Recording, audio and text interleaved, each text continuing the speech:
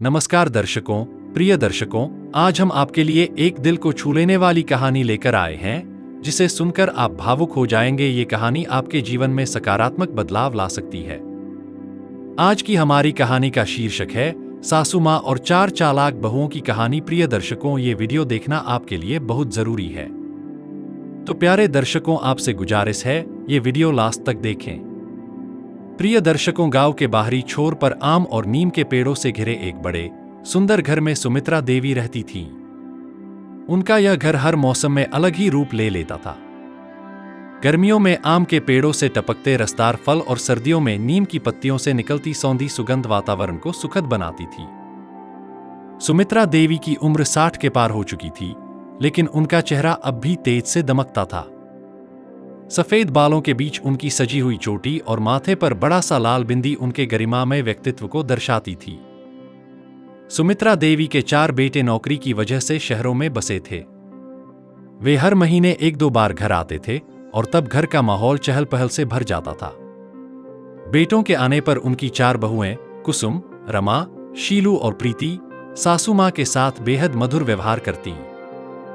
हर समय उनके आसपास घूमतीं, उनकी पसंद नापसंद का ख्याल रखतीं और उन्हें ऐसा महसूस करातीं जैसे वे परिवार की सबसे प्रिय सदस्य हों। लेकिन जैसे ही बेटे वापस शहर लौटते, बहुओं का व्यवहार अचानक बदल जाता। सुमित्रा देवी को घर के हर छोटे बड़े काम में झोंक दिया जाता। खाना बनाना, कपड़े धोना, घर की सफाई, हर जिम्मेदारी उन्हीं के कंधों पर डाल दी जाती।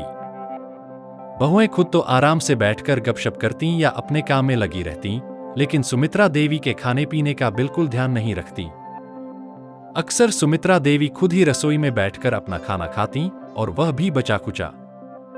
कुसुम, जो सबसे बड़ी बहू थी, दूसरों को उकसाने में माहिर थी। वह अक्सर कहती, सासू मां तो काम के बिना रह ही नहीं सकती। अगर इन्हें आराम दे दो तो बीमार पड़ जाएंगी।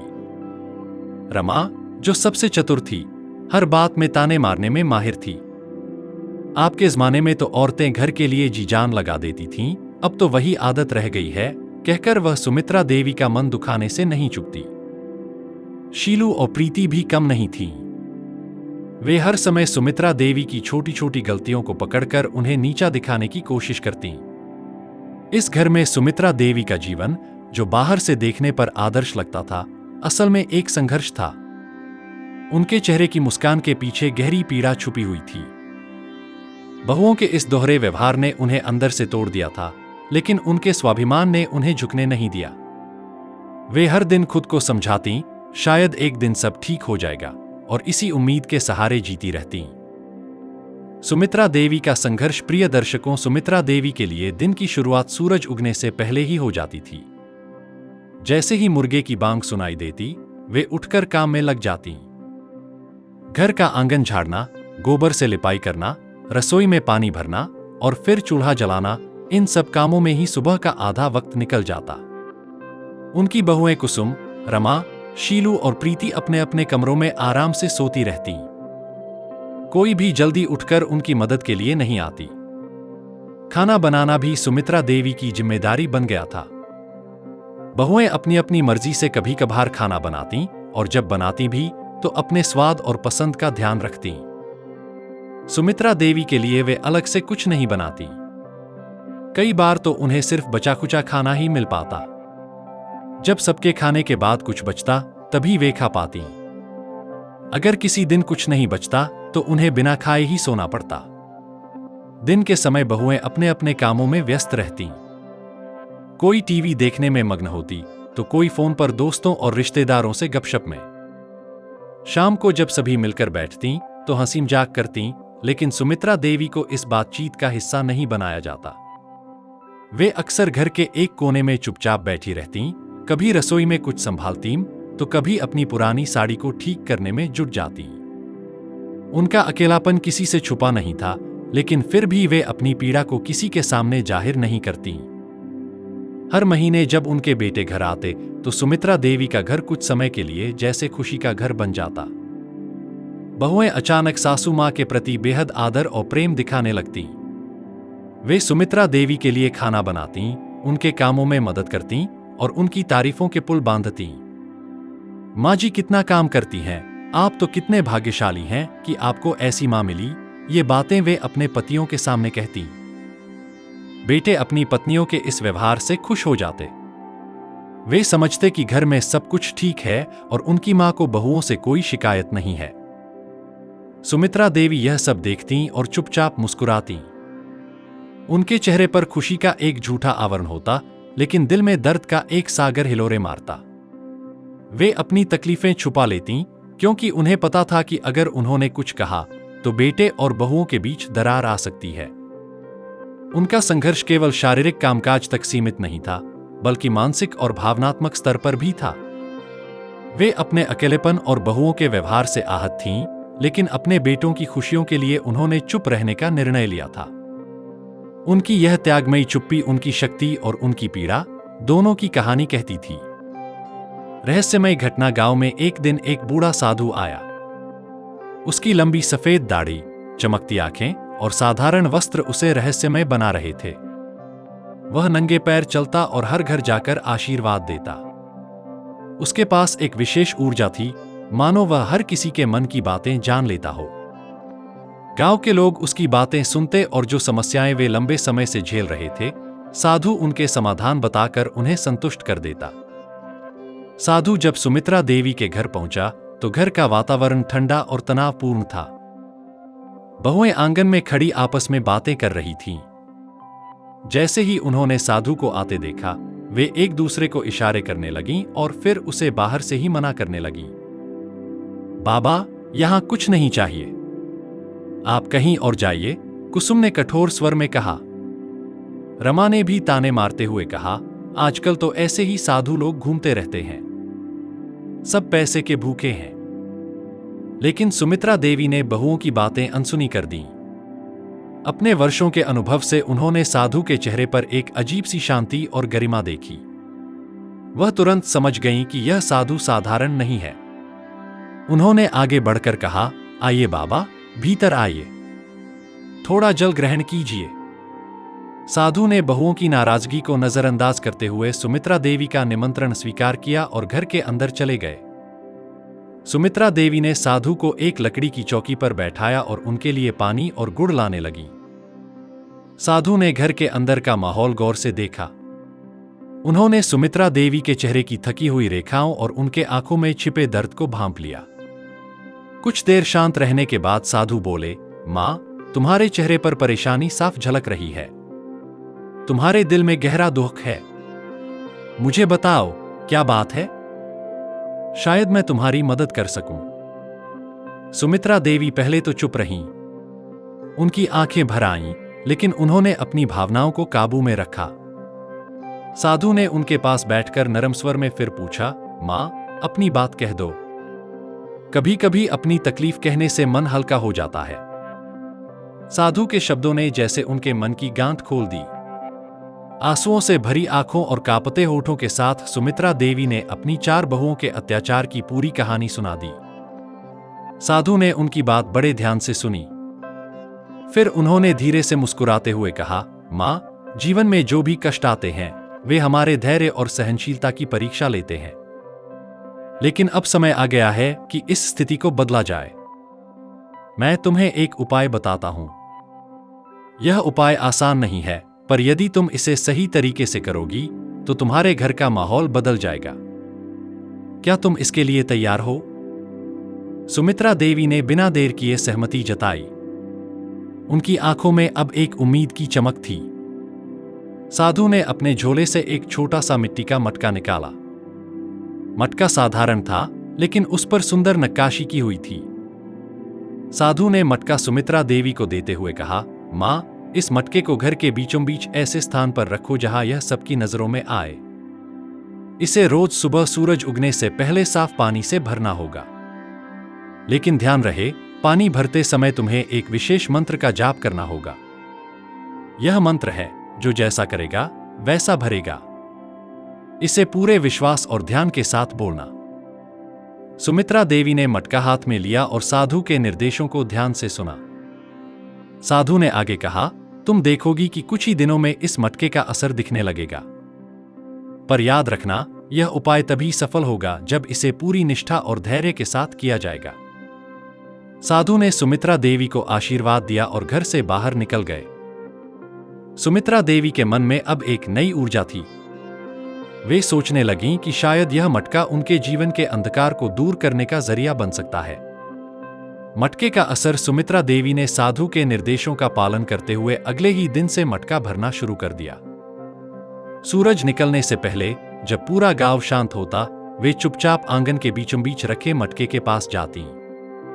अपने कांपते हाथों से मटके में साफ पानी डालतीं और पूरे विश्वास के साथ साधु द्वारा बताया गया मंत्र जो जैसा करेगा वैसा भरेगा धीरे धीरे जाप करतीं। मंत्र के हर शब्द के साथ उनके भीतर एक नई शक्ति और विश्वास का संचार होता। पहली ही रात से घर में कुछ अजीब घटनाएं होने लगीं। चारों बहुएं कुसुम, रमा, शीलू और प्रीति रात को बेचैन होकर सोने लगीं। उन्हें सपने में अजीब और डरावने दृश्य दिखाई देने लगे। कुसुम ने देखा कि वह बूढ़ी हो गई है। उसका चेहरा झुर्रियों से भर गया है और उसके बाल सफेद हो गए हैं। वह घर के एक कोने में बैठी है, भूखी और असहाय। उसकी बहू उसे खाने के लिए जली हुई रोटी देती है और कहती है, आप तो हर समय खाने के लिए ही बैठी रहती हैं, खुद कुछ क्यों नहीं कर लेती? कुसुम इस अपमान से तिलमिला उठती, लेकिन उसके पास कोई जवाब नहीं होता। रमा के सपने में उसके बच्चे उसे घेर कर खड़े थे।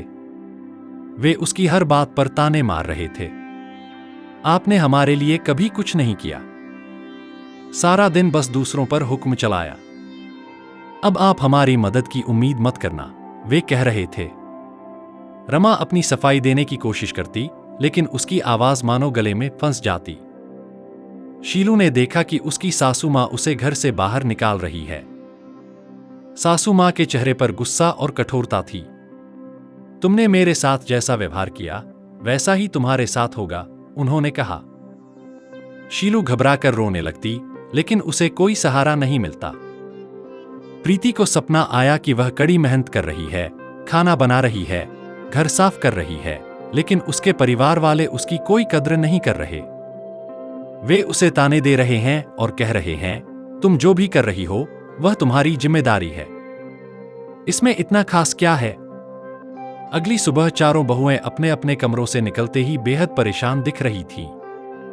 उनकी आंखों में डर और बेचैनी थी। न तो किसी ने ठीक से खाना खाया और न ही एक दूसरे से ज्यादा बात की। थोड़ी देर बाद जब वे बैठकर आपस में बातें करने लगीं, तो उन्होंने पाया कि सभी ने एक जैसी परेशान करने वाले सपने देखे हैं। यह बात सुनकर वे और घबरा गईं। उनके मन में यह ख्याल आया कि यह सब सुमित्रा देवी द्वारा आंगन में रखे मटके की वजह से हो रहा है। यह मटका साधु ने दिया था, जरूर इसमें कोई जादू टोना है, कुसुम ने गुस्से में कहा। रमा ने तुरंत समर्थन करते हुए कहा, हमें इस मटके को हटाना होगा, नहीं तो ये सपने हमारी जान ले लेंगे। शीलू और प्रीति ने भी सहमति जताई। चारों बहुएं मटके को हटाने के लिए आंगन में पहुंची। वे धीरे धीरे मटके के पास गईं, लेकिन जैसे ही उन्होंने उसे छूने की कोशिश की, उनके हाथ अचानक भारी हो गए।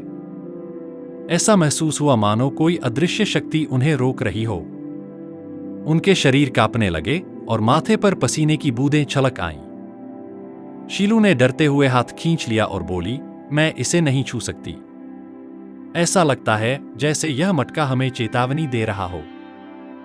प्रीति ने घबराई हुई आवाज में कहा, यह साधारण मटका नहीं है, इसमें जरूर कोई शक्ति है, हमें इसे छेड़ने की कोशिश नहीं करनी चाहिए।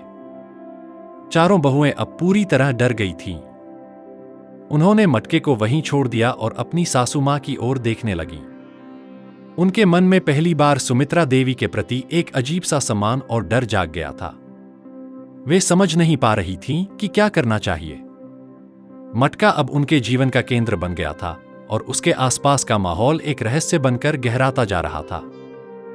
बहुओं का बदला हुआ रवैया, मटके की अद्भुत और रहस्यमयी शक्ति ने घर का माहौल पूरी तरह बदल दिया। जो बहुएं पहले सुमित्रा देवी से कठोरता से पेश आती थीं, अब धीरे धीरे उनका व्यवहार बदलने लगा। कुसुम, रमा, शीलू और प्रीति, जो पहले घर के कामों को सुमित्रा देवी के सिर पर डालकर निश्चिंत हो जाती थीं, अब स्वयं उनके काम में हाथ बंटाने लगीं। हर सुबह वे सुमित्रा देवी के उठने से पहले रसोई में पहुंच जाती और खाना बनाने में मदद करती। जब सुमित्रा देवी उन्हें रोकने की कोशिश करती तो वे मुस्कुराकर कहती, मां जी, अब आप आराम कीजिए, यह काम हम कर लेंगी। वे समय पर सुमित्रा देवी को गर्म और ताजा खाना देती और यह सुनिश्चित करती कि उनकी पसंद का भी ध्यान रखा जाए। सिर्फ इतना ही नहीं, बहुएं अब उनकी बातों को भी ध्यान से सुनने लगीं। पहले जो वे सुमित्रा देवी की सलाह और अनुभव को नजरअंदाज करती थीं, अब हर छोटे बड़े फैसले में उनकी राय लेना आवश्यक समझने लगीं। अगर सुमित्रा देवी किसी काम में व्यस्त होती तो बहुएं तुरंत आगे बढ़कर मदद का हाथ बढ़ाती। उनके व्यवहार में आए इस बदलाव ने सुमित्रा देवी को चकित कर दिया, लेकिन उनके चेहरे पर एक सुखद मुस्कान भी ला दी। कुछ दिनों बाद एक शाम चारों बहुएं सुमित्रा देवी के पास आईं। उनके चेहरे पर पछतावे और शर्मिंदगी के स्पष्ट भाव थे। कुसुम ने सबसे पहले बोलना शुरू किया, मां जी, हमसे बहुत बड़ी गलती हुई है। हमने आपकी मेहनत और त्याग की कभी कद्र नहीं की। आपके साथ जो अन्याय किया उसके लिए हमें माफ कर दीजिए। रमा ने भी सिर झुकाते हुए कहा, हमने कभी सोचा ही नहीं कि हम क्या कर रही हैं। आपने हमारे लिए इतना कुछ किया और बदले में हमने आपको ताने और तकलीफ दी। हमें माफ कर दीजिए। शीलू और प्रीति भी रोते हुए उनके पैरों के पास बैठ गईं और कहने लगीं, मां जी, हमने आपकी कितनी अनदेखी की। हमें अब समझ आया कि जो हम कर रही थीं वह कितना गलत था। हम वादा करती हैं कि अब हम कभी ऐसा व्यवहार नहीं करेंगी। सुमित्रा देवी ने बहुओं को रोते हुए देखा और उनके सिर पर हाथ फेर कर कहा, बेटियों, माफी मांगने की जरूरत नहीं है। हर इंसान गलती करता है, लेकिन जो अपनी गलती को समझ ले वह सबसे बड़ा होता है। यह मटका सिर्फ तुम्हें तुम्हारी गलती का एहसास कराने के लिए रखा गया था। जीवन में जो जैसा करता है वैसा ही उसे लौटकर मिलता है। अगर तुमने मुझे तकलीफ दी तो कल तुम्हारे साथ भी ऐसा ही हो सकता है। सुमित्रा देवी के शब्द सुनकर बहुएं और अधिक भावुक हो गई। उन्होंने वादा किया कि वे अब सुमित्रा देवी का पूरा ख्याल रखेंगी और कभी उनके साथ अनुचित व्यवहार नहीं करेंगी। उस दिन से घर का माहौल पूरी तरह बदल गया। सुमित्रा देवी के लिए बहुएं केवल बहुएं नहीं रहीं, बल्कि बेटियों की तरह बन गईं। मटका, जिसने बहुओं को अपनी गलती का एहसास कराया था, अब आंगन में वैसे ही रखा रहता, लेकिन अब वह केवल एक याद के रूप में था, एक ऐसी याद जिसने पूरे परिवार को प्रेम और सम्मान के बंधन में बांध दिया।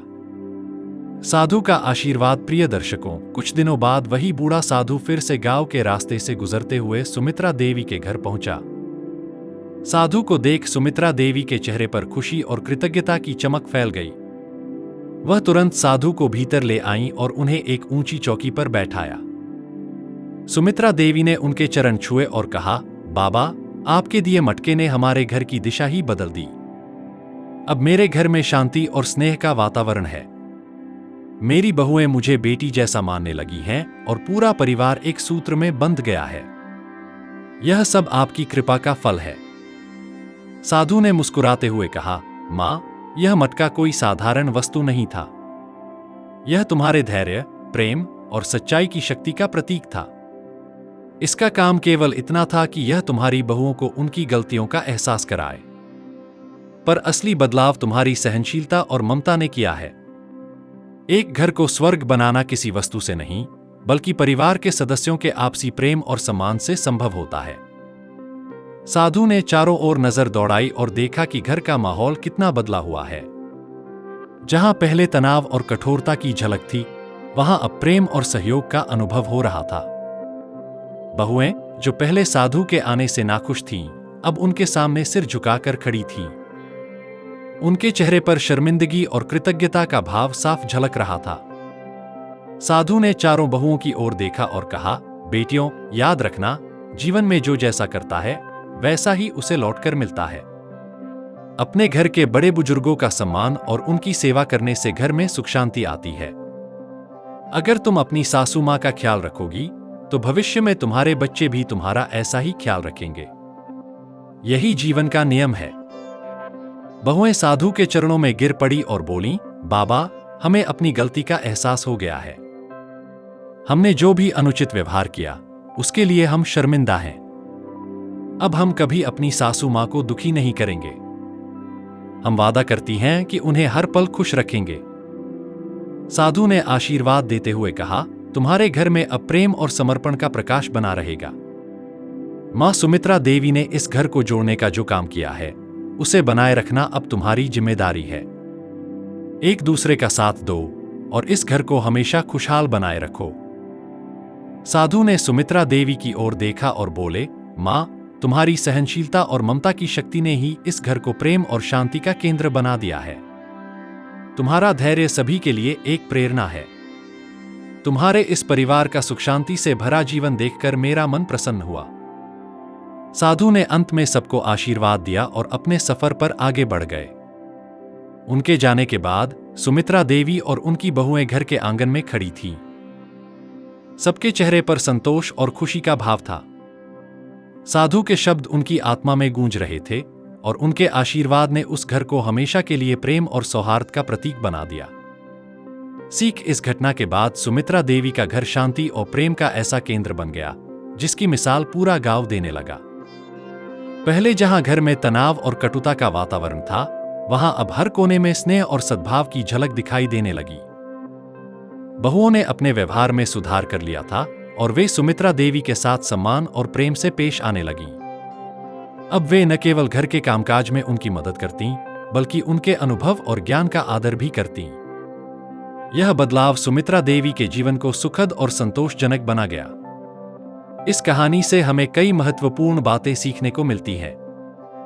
सबसे पहले यह समझना जरूरी है कि बुराई करने वालों को उनकी गलतियों का एहसास कराना आवश्यक है, लेकिन यह काम कठोरता या हिंसा से नहीं किया जाना चाहिए। सुमित्रा देवी ने अपनी सहनशीलता, धैर्य और सच्चाई से अपने परिवार को बदलने का जो काम किया, वह इस बात का प्रमाण है कि प्रेम और धैर्य से बड़ा परिवर्तन लाया जा सकता है। कहानी यह भी सिखाती है कि जीवन में जैसा हम दूसरों के साथ व्यवहार करते हैं, वैसा ही हमें लौटकर मिलता है। अगर हम दूसरों को सम्मान और प्रेम देते हैं, तो हमें भी वही मिलेगा। लेकिन अगर हम दूसरों के साथ कठोरता और दुर्व्यवहार करते हैं, तो भविष्य में वही हमारे जीवन का हिस्सा बन जाएगा। सुमित्रा देवी का उदाहरण यह दिखाता है कि परिवार में सबसे बड़े सदस्य का धैर्य और ममता पूरे घर को जोड़ने और खुशहाल बनाने की ताकत रखता है। उन्होंने बिना किसी शिकायत के अपनी तकलीफें सहन की, लेकिन सही समय पर उन्होंने अपनी बहुओं को उनकी गलती का एहसास कराने के लिए साधु का सहारा लिया।